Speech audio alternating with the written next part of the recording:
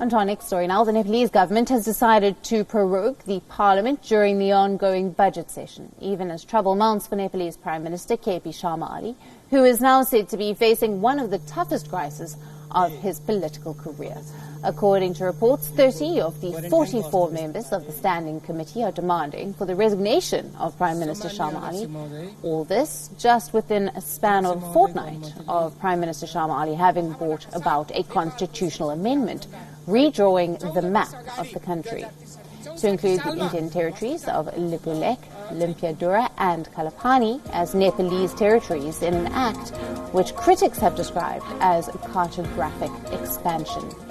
KP Sharma Ali is under for his remarks that India is plotting with his rivals to topple his government. Now, according to sources, Prime Minister Sharma Ali is planning to bring about an ordinance to save his chair. He has already prorogued the parliament today while the budget session was in progress, and with the ordinance, he intends to change the rules, which will be applicable when a party splits. But now the Nepalese Prime Minister is on the back foot.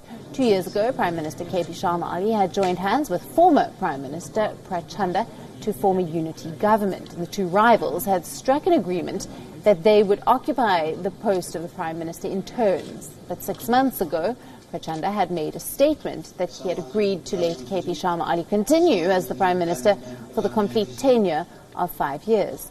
But with the recent comments made by KP Sharma Ali that Prachanda is being instigated by New Delhi, pressure is growing on him to either provide proof for his allegations or step down from his post. India and Nepal have always shared close ties, which recently, by the Indian Defence Minister Rajnath Singh, had been described as the ties of bread and kinship. The sharp and friendly stance displayed towards India by the Nepalese Prime Minister is said to be at the behest of Chinese debt diplomacy, which has made Nepal behave as a pawn of China in the larger game orchestrated by Beijing. Our principal diplomatic correspondent, Siddhant Sibal, gets us this report.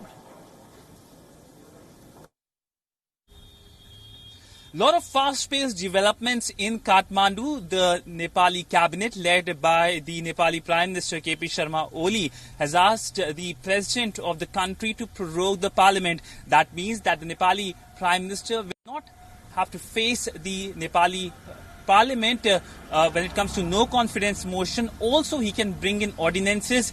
He brought a controversial ordinance in April that can divide smaller parties, and this coming amidst the growing criticism he is facing from his own party. Remember, the Nepali Communist Party has two co-chairs. One, of course, the Prime Minister of Nepal, KP Sharma Oli. Another, Prachanda faction. And we have seen criticism by Prachanda and other party members against the Prime Minister at the Standing Committee meeting, which took place last week and is taking place this week as well, over mishandling of the COVID crisis, ties with India, anti-corruption protests which are taking place, anti-corruption protests which are taking place in Kathmandu and in the country. In fact, when the Parliament of Nepal was passing the controversial new map law, there were protests taking place outside against the Prime Minister.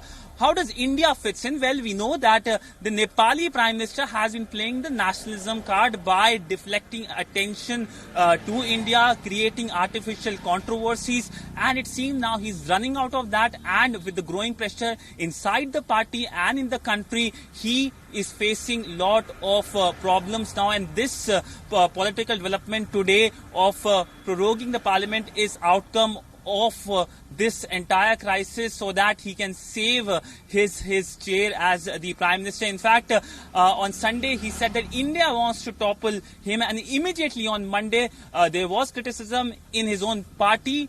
The Prachanda-led faction, in fact, Prachanda himself criticized the Prime Minister, saying that it is not India who is demanding resignation, it is Prachanda himself who wants resignation of the Nepali Prime Minister KP Sharma Oli.